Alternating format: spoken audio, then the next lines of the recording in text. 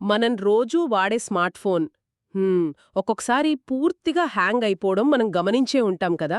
అంటే స్క్రీన్ మీద ఎంత గట్టిగా ట్యాప్ చేసినా అసలే రెస్పాన్స్ ఉండదు. అవును. అది చాలా చిరాకు తెప్పిస్తుంది అప్పుడప్పుడు. ఖచ్చితంగా. అయితే అందులో బ్యాటరీ ఉంటుంది, పవర్ ఉంటుంది, కానీ ఏదో గ్లిచ్ వల్ల పూర్తిగా ఫ్రీజ్ అయిపోతుంది. దాన్ని మళ్ళీ నార్మల్ స్థితికి తీసుకురావాలంటే ఒక హార్డ్ రీసెట్ అవసరమవుతుంది. మన మనుషుల ఎమోషన్స్ కూడా ఒక్కొక్కసారి ఇలాగే ఫ్రీజ్ అయిపోతాయి కదా. నిజమే. మనుషుల ఎమోషన్స్ కూడా ఒక రకమైన ఓవర్లోడ్ వల్ల అలా బ్లాంక్ అయిపోతుంటాయి. అవును. పురాణాల్లో దేవుడు రాయికి ప్రాణం పోశాడని కథలు మనం చాలానే విన్నాం. కాని ఒక మనిషి లోపల గడ్డ కట్టుకుపోయినా ఎలాంటి చలనం లేని ఆ రాయిలాంటి మనసుకు మళ్ళీ ప్రాణం పోయడానికి దేవుడే దిగిరావాల్సిన పనిలేదని ఒక కవి అంటున్నాడు. ఓ అవునా? మరి ఏం కావాలట? కేవలం ఒక మనిషి చూసే ఒకే ఒక్క చూపు సరిపోతుందట. ఈరోజు మనం విశ్లేషించబోయే అంశం ఇదే. సరే, దీన్ని విడమర్చి చూద్దాం.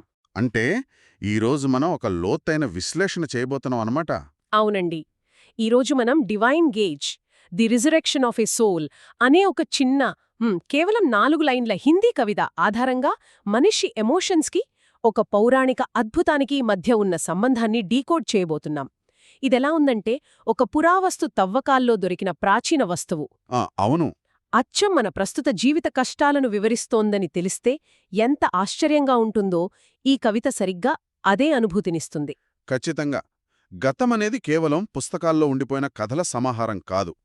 అది మన వర్తమాన భావోద్వేగాలకు, ముఖ్యంగా మనలోని లోతైన గాయాలు మానే ప్రక్రియకు ఒక రిఫరెన్స్ పాయింట్ లాంటిది. కరెక్ట్. ఈరోజు మనం చేయబోయే ఈ చర్చ ద్వారా ఒక మనిషి లోపల చనిపోయిన ఫీలింగ్స్ మళ్ళీ ఎలా బతుకుతాయి, దానికి వేరొక మనిషి ఇచ్చే కనెక్షన్ ఎలా ఉపయోగపడుతుంది అనేది అర్థం చేసుకోవడం చాలా ముఖ్యం. నిజమే. కవి రాసిన ఆ 4 పంక్తులు కేవలం ఒక కవిత కాదు. అది సైకలాజికల్గా ఒక ఆత్మ ఎలా పునర్జన్మ పొందుతుంది అనే దానికి ఒక అద్భుతమైన డాక్యుమెంటేషన్. అవును. ఈ కవిత టైటిల్ వినగానే నాకైతే ముందు ఇది ఏదైనా ఆధ్యాత్మిక లేదా మతపరమైన కవితేమో అనిపించింది. కాని కవితలోని మొదటి 2 పంక్తులు చూశాక నా ఆలోచన పూర్తిగా మారిపోయింది. ఆ పంక్తులేమిటో ఒకసారి గుర్తుచేయండి. ने एक अलौकिक और अद्भुत बात इतिहास में सुना था, भगवान जी के चरण स्पर्श ने पत्थर को भी जीवित किया था అని రాశారు.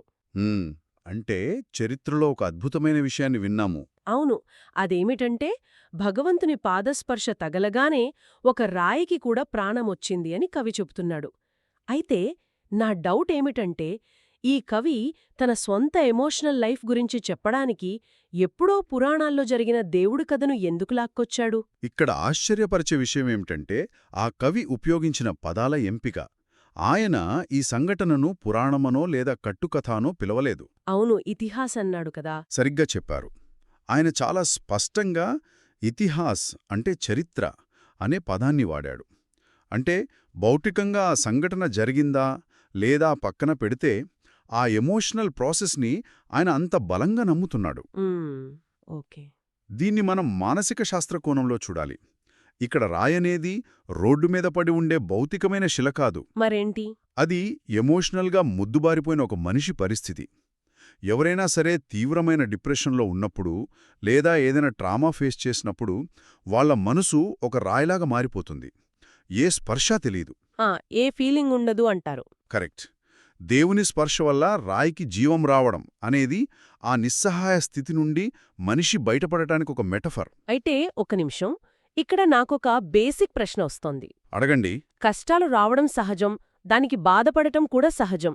కాని తనను తాను పూర్తిగా ఎలాంటి ఫీలింగ్స్ లేని ఒక రాయితో పోల్చుకోవడం కొంచెం అతిశయోక్తి కాదా? మీకలా అనిపించడం సహజమే. అంటే ఎవరైనా తమ ఉనికిని అంత శూన్యంగా, అంత బ్లాంక్గా ఊహించుకోగలరా?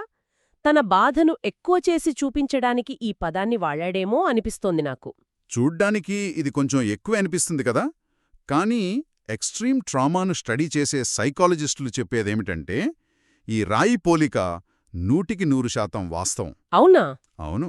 ఇందాక మీరు స్మార్ట్ ఫోన్ ఫ్రీజ్ అయిపోవడం గురించి చెప్పారు కదా. హార్డ్ రీసెట్ అని చెప్పాను. మన బ్రెయిన్ కూడా సరిగ్గా అదే చేస్తుంది.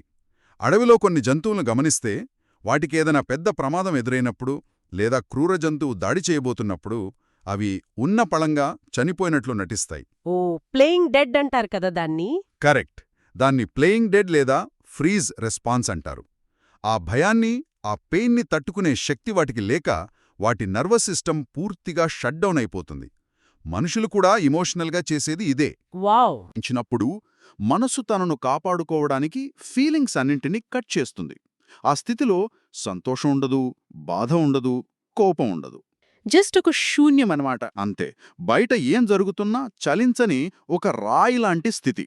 సో ఆ కవి వాడిన పోలిక అతిశయోక్తి కాదు, అది పచ్చి నిజం.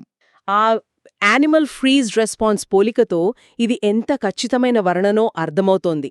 అంటే ఆ రాయిలాంటి స్థితి అనేది భౌతికమైనది కాదు, పూర్తిగా ఒక సైకలాజికల్ డిఫెన్స్ మెకానిజం. అవును, ఖచ్చితంగా. అయితే ఒకసారి ఆ ఫ్రీజ్ అయిపోయిన మొద్దుబారిపోయిన స్థితిలోకి వెళ్ళిపోయాక అక్కడి నుండి తిరిగి రావడమెలా?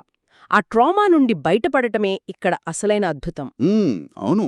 ఈ పాయింట్ని కవితలోని 3వ లైన్కి కనెక్ట్ చేస్తే అసలు స్టోరీ మొత్తం మారిపోతోంది.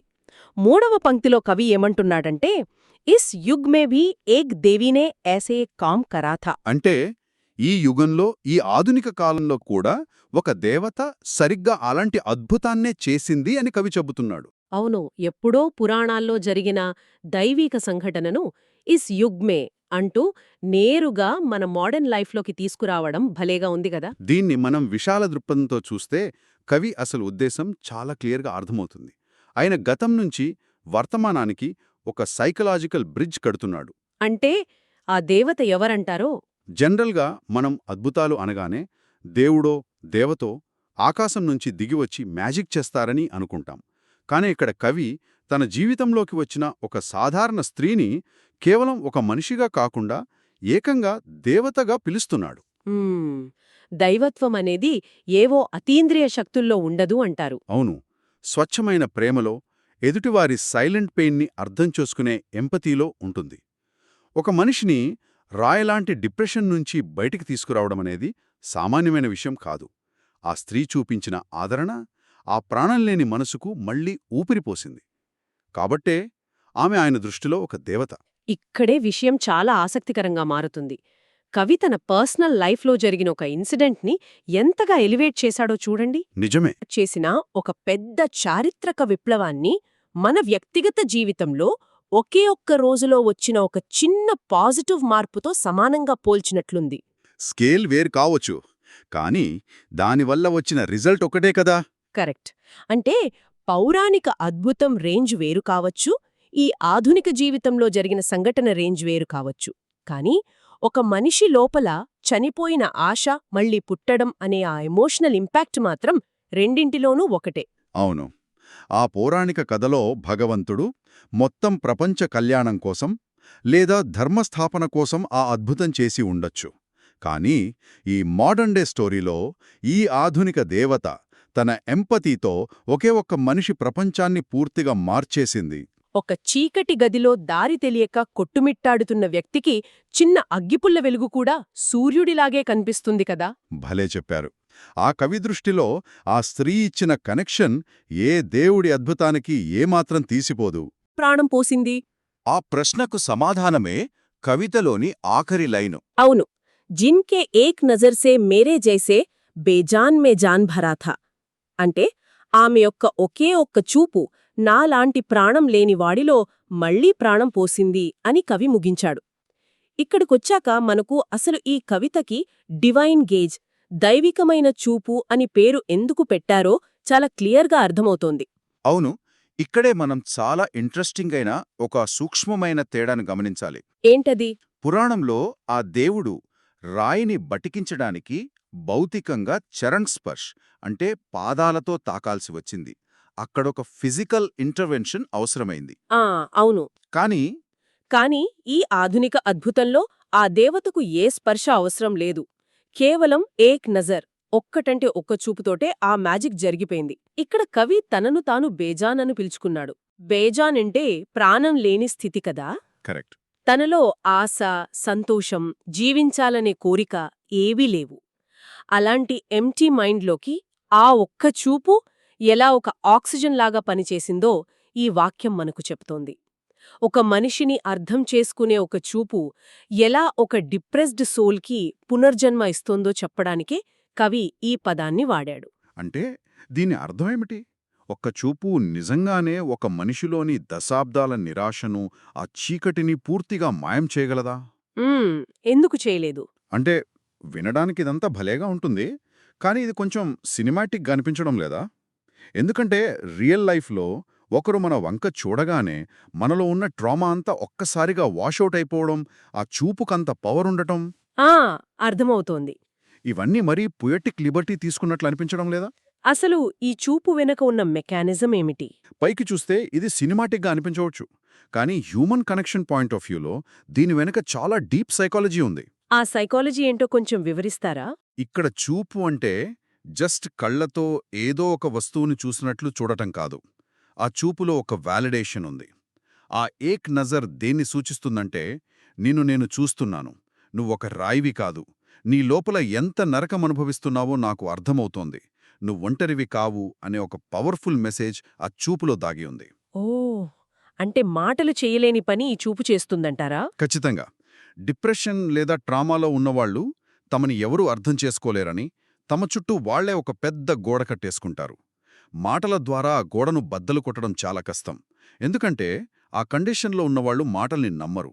నిజమే, వాళ్లకంతా అబద్ధంలాగా అనిపిస్తుంది. అవును, కానీ ఒక జెన్యునైన చూపు, ఎలాంటి జడ్జ్మెంట్ లేని ఒక చూపు, ఆ గోడలను చాలా సులభంగా దాటేసి నేరుగా మనసును తాకుతుంది. ఎప్పుడైతే ఎవడైనా మన బాధను గుర్తిస్తారో ఆ సెకండ్లో బ్రెయిన్లో ఆక్సిటోసిన్ రిలీజ్ అవుతుంది. వావ్! ఆ ఐసోలేషన్ అనే సైకిల్ బ్రేక్ అవుతుంది. కవి వాడిన ఏక్ నజర్ ఆ ఇమోషనల్ అక్నాలెడ్జ్మెంట్కి ప్రతీక. ఆ ఒక్క చూపు ఆశలు కోల్పోయిన ఆ మనిషిలో ప్రాణం నింపి ఆత్మకు నిజమైన పునర్జన్మనిచ్చింది. అందుకే దాన్ని డివైన్ గేజ్ అన్నారు. వావ్! ఇది నిజంగా మైండ్ బ్లోయింగ్ అండి. ఆ నజర్ అనేది కేవలం కంటిచూపు కాదు, అది ఒక ఇమోషనల్ ఎక్నాలెడ్జ్మెంట్ అని తెలిసాక ఈ కవితను చూసే కోణమే మారిపోయింది. అంతే కదా?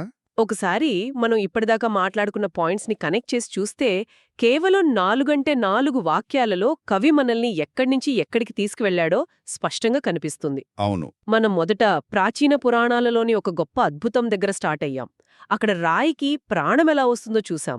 అక్కడ్నించి నెమ్మదిగా కాలంలో ప్రయాణిస్తూ మోడర్న్ డేలో ఉన్న ఒక సైకలాజికల్ ట్రామా దగ్గరికొచ్చాం. భగవంతుని అపారమైన శక్తిని ఒక సాధారణ స్త్రీ చూపించిన ఆత్మీయమైన చూపుతో పోల్చావు. కరెక్ట్. భౌతికంగా ఉన్న రాయి జీవం పోసుకోవడమనే కాన్సెప్ట్ని, ఆశ కోల్పోయిన ఒక మనిషి మనసు మళ్లీ రీబూట్ అవ్వడం అనే పాయింట్తో కనెక్ట్ చేశాం. ఈ జర్నీ చాలా అద్భుతంగా, లాజికల్గా సాగింది. అవును, ఆ 4 లైన్లలో ఉన్న అసలైన బలమదే.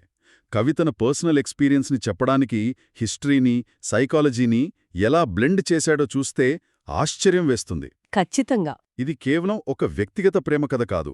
హ్యూమన్ ఎంపతీకి ఎంత పవర్ ఉందో, అది ఒక మనిషిని ఎలా బతికించగాలో చెప్పే ఒక బలమైన డాక్యుమెంట్ ఇది. మరి ఈ పార్ట్ క్షమించాలి, ఈ లోతైన విశ్లేషణ వింటున్నవారు దీని గురించి ఎందుకు ఆలోచించాలి, దీన్ని తమ లైఫ్కి ఎలా అన్వయించుకోవచ్చు అని ఆలోచిస్తే నాకైతే ఒక విషయం చాలా క్లియర్గా అనిపిస్తోంది. ఏంటది?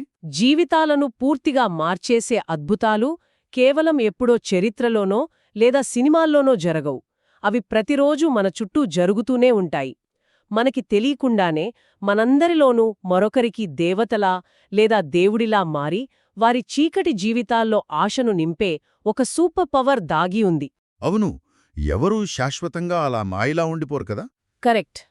ఎవరికైనా సరే తమ లైఫ్లో ఎప్పుడో ఒకప్పుడు ఎవరో ఒకరి అర్థవంతమైన కనెక్షన్ ద్వారా, ఒక చిన్న చూపు ద్వారా నిరాశ అనే ఆ ఫ్రీజ్ అయిపోయిన రాయి స్థితి నుంచి బయటపడే అవకాశం ఖచ్చితంగా ఉందనే ఒక గొప్ప ఆశ ఈ విశ్లేషణ ద్వారా కలుగుతోంది. వాళ్లకంటూ ఒక డివైన్ గేజ్ ఏదో ఒక రూపంలో వస్తుంది. ఇదొక ముఖ్యమైన ప్రశ్నను లేవనెత్తుతుంది. చెప్పండి. మనం ఇప్పుడు మాట్లాడుకున్న ఈ మొత్తం కాన్సెప్ట్ని బేస్ చేసుకుని ఇంకొక యాంగిల్లో ఆలోచిద్దాం. ఈ కవితలో మనం చూసినట్లుగా ఒక పాజిటివ్ అయిన, ప్రేమపూర్వకమైన, ఎదుటివారిని అర్థం చేసుకున్న ఒక చిన్న చూపుకి, ఏకంగా ప్రాణం లేని మనసుకు మళ్లీ జీవం పోసేంత శక్తి ఉంటే ఉంటే ఒకసారి మన డైలీ లైఫ్ గురించి మనం ఆలోచించుకుందాం. మన రోజువారీ హడావిడిలో మనం మన చుట్టూ ఉన్న వాళ్ళని చూసే సాధారణ చూపులు, మన ఆఫీస్లో కొలీగ్స్ని చూసే తీరు, ఇంట్లో వాళ్ళని చూసే విధానం, ఇవి మనకు తెలియకుండానే ఇతరుల ఎమోషన్స్ మీద ఇంకెంత ప్రభావాన్ని చూపుతూ ఉండొచ్చు ఓ మై గాడ్, ఇది చాలా డీప్ థాట్. కదా. ఒక పాజిటివ్ చూపుకే ఒకరిని బతికించే శక్తి ఉంటే, మనం కోపంతో చూసే ఒక చూపు, విసుగ్గా చూసే ఒక చూపు, లేదా కనీసం ఎదుటి మనిషిని ఒక మనిషిగా గుర్తించకుండా నిర్లక్ష్యంగా వెళ్ళిపోయే ఆ క్షణాలు, వాటన్నింటికి ఏ శక్తి ఉంటుంది? నిజమే.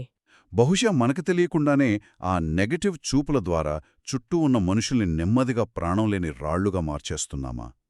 మన చిన్న చిన్న చూపుల ద్వారా ఇతరుల జీవితాలను పాజిటివ్గా మారుస్తున్నామా లేక నెగటివ్గానా? ఇది ప్రతి ఒక్కరూ తమంతట తాము సెల్ఫ్ చెక్ చేసుకోవాల్సిన, చాలా లోతుగా ఆలోచించాల్సిన ఒక పాయింట్. అబ్బా, ఎంత పవర్ఫుల్ థాట్ అండి ఇది. ఈ ఆలోచన నిజంగానే ఈ రోజంతా మన మైండ్లో రన్ అవుతూనే ఉంటుంది.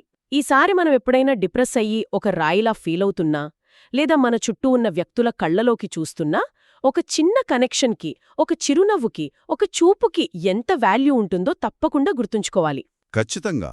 ఎందుకంటే ఒక పౌరాణిక కథలో రాయికి జీవం పోయడం ఎంత గొప్ప అద్భుతమో, రియల్ లైఫ్లో ఒక పగిలిపోయిన మనస్కి మళ్లీ ఆశనివ్వడం అంతకంటే గొప్ప అద్భుతం. ఈ అద్భుతమైన, ఆలోచింపజేసే థాట్తో ఈనాటి మన లోతైన విశ్లేషణను ఇక్కడితో ముగిద్దాం. మళ్ళీ మరొక ఇంట్రెస్టింగ్ అంశంతో కలుసుకుందాం.